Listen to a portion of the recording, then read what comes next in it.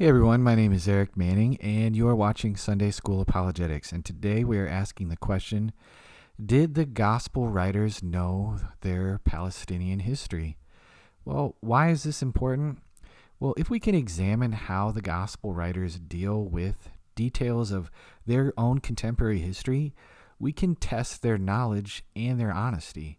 If they don't know their stuff and they would flunk a Palestinian history test of their own times, well, that would definitely be troubling. But if they really do know their stuff, then that does increase our confidence with them that they are reliable eyewitnesses that are close to the scene of the events that they report. Now, I'm going to be drawing from a bunch of facts from a book called A View of the Evidences of Christianity.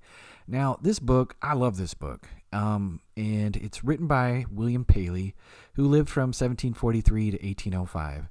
He graduated from Cambridge. He was an English clergyman, and he was a Christian apologist and well-respected philosopher. Now, you probably have heard of William Paley before because of his watchmaker argument, which is an argument from design, and that's from his book, Natural Theology. Now, A View of the Evidences of Christianity was actually required reading for Cambridge students in the 19th century. I'm going to put a link of the book. You can get it on Google Play for absolutely free in the description down below. But as far as books on historical apologetics, even though, yes, we do have other information and people have tried to rebut Paley over the last few years, the vast majority of the book is still extremely relevant today, even after the onslaught of a lot of biblical criticism. And so definitely check that out. Now, the first fact that we're going to get into is from Matthew 2:22. And we're going to talk about how these verses in the Bible and different things that the gospel writers tell us dovetail with other things that we know from historical facts from other historians writing at the time, primarily Josephus. Now, in Matthew 2:22, to set the context a little bit, Herod wanted to kill the baby Jesus.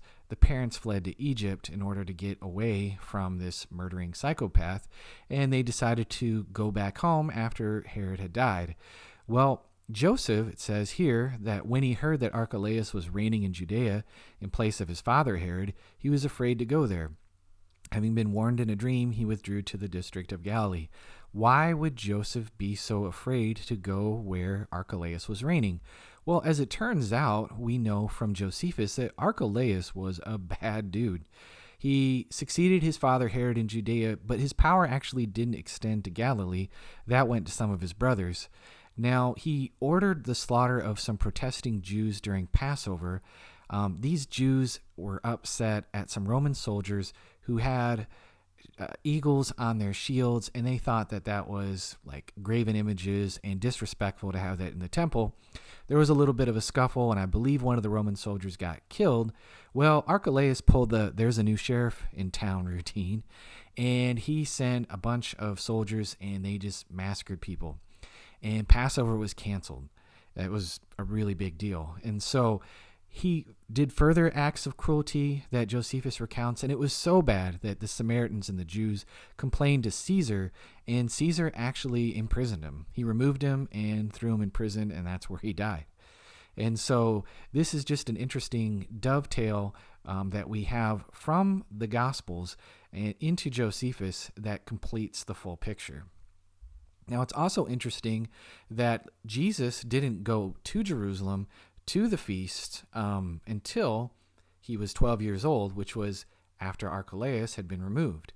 It says in Luke 2:42, when Jesus became 12, they went up there according to the custom of the feast, talking about the temple in Jerusalem. Now, here's another fact. Here's Luke 3:1 through 2. Luke writes, in the 15th year of the reign of Tiberius Caesar, when Pontius Pilate was governor in Judea, Herod, tetrarch of Galilee, his brother Philip, tetrarch of Iturea and Trachonitis, and Lysanias, tetrarch of Abilene, during the high priesthood of Annas and Caiaphas, the word of God came to John, son of Zechariah, in the wilderness. Wow, Luke, that is a lot of titles and a lot of rulers. Can we put some of this knowledge to the test? Well, as it turns out, according to Josephus, we can. Herod was removed by Caligula in 39 AD. That was the emperor after the time of Augustus, and Philip died in 34 AD. And so, according to Paley, what we have, therefore, is these two persons in the situations in which St. Luke places them, and also that they were in these situations in the 15th year of Tiberius, and so Luke gets this window exactly right. Now, some skeptics have said, well, what's the deal with the high priesthood of Annas and Caiaphas? Isn't there only one high priest at a time?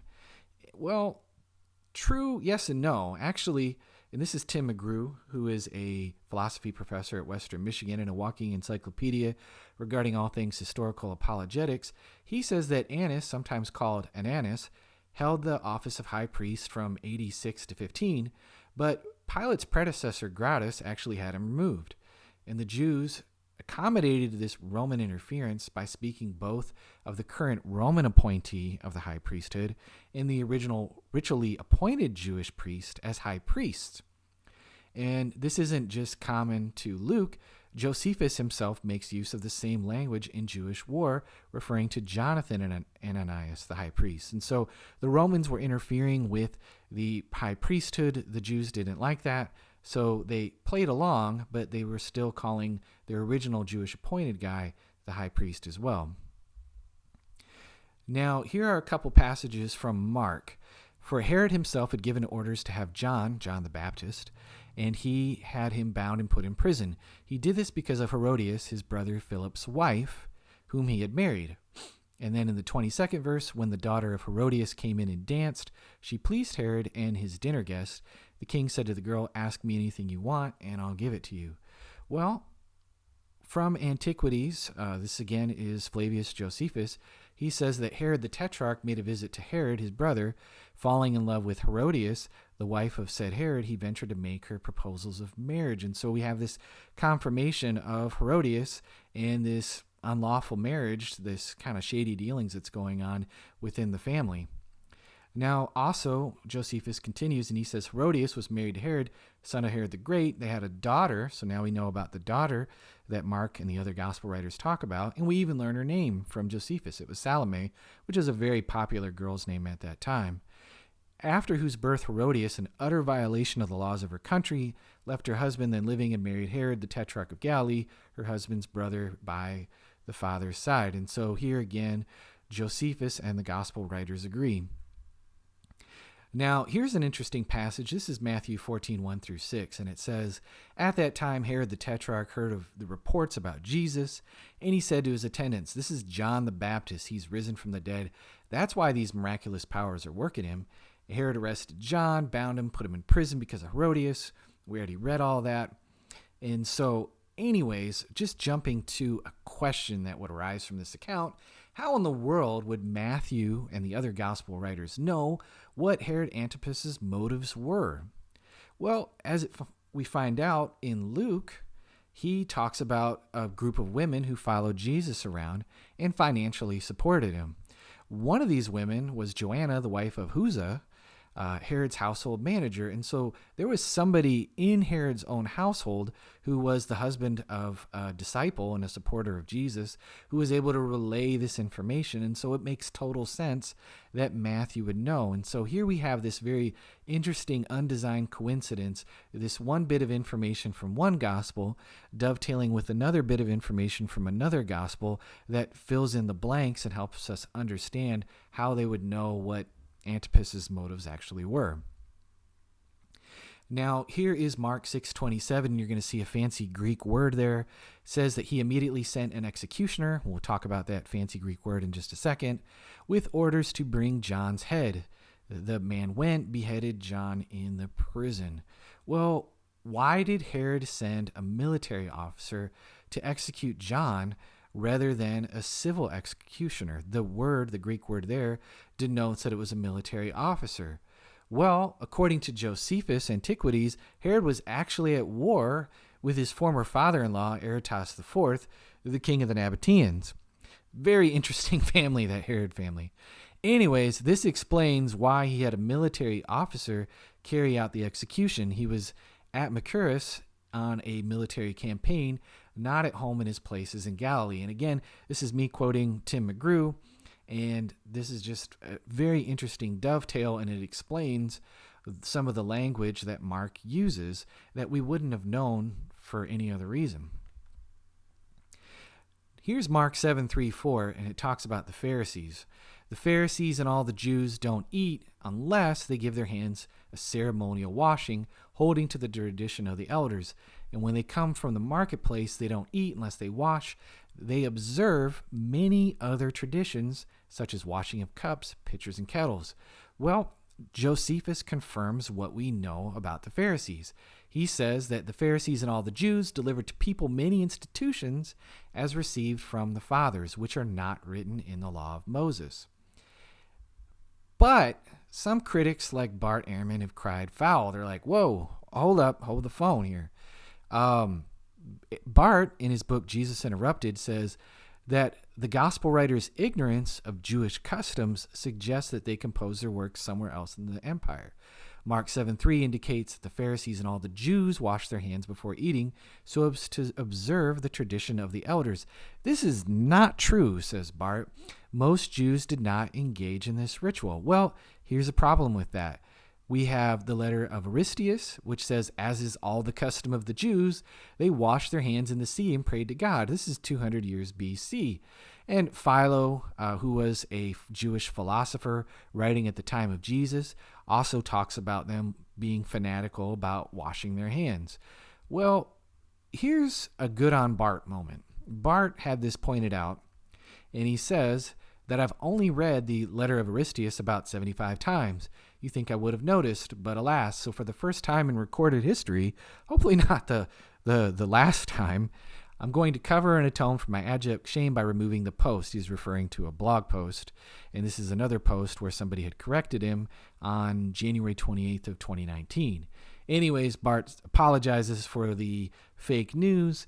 I can only hope that he also contacts his publisher and has this removed from any future editions of Jesus Interrupted. But good on Bart for the mea culpa there, and it's just, again, a fact that we have that these Jews were absolutely fanatical. They were like the Puritans of their day when it came to washing their hands and other things that weren't necessarily recorded in the law. Now, what about the Sadducees? Luke tells us that the Sadducees say there's no resurrection, according to Luke 20:27. Well, according to Josephus and Jewish War, the Sadducees take away the belief of immortal duration of the soul and punishments and rewards in the underworld. And so there you have it. Again, Luke and the other gospel writers knew their stuff, both about the Pharisees and the Sadducees. What about the Samaritans and other cultures around them? Luke 9:51 talks about Jesus was about to be taken up to heaven. He set himself resolutely to go to Jerusalem, and he sent messengers on ahead who went into a Samaritan village to get things ready, but the people didn't welcome him because they saw that he was heading for Jerusalem. And there is some tiff about racial issues and religious issues of that day. Well, this is borne out in Antiquities. It says it was the custom of the Galileans who went up to the holy city at the feast to travel through Samaria. And while they were on their journey, some inhabitants of the village Genea, which lies on the borders of Samaria and the Great Plain, fell upon them and killed many of them. So here again, we have Josephus backing up what the Gospel writers are saying. John 4:20 talks about the Samaritans worshiping on Mount Gerizim. And the woman at the well says this to Jesus, and she says, hey, we worship on Gerizim. You guys say that it's Mount Sinai.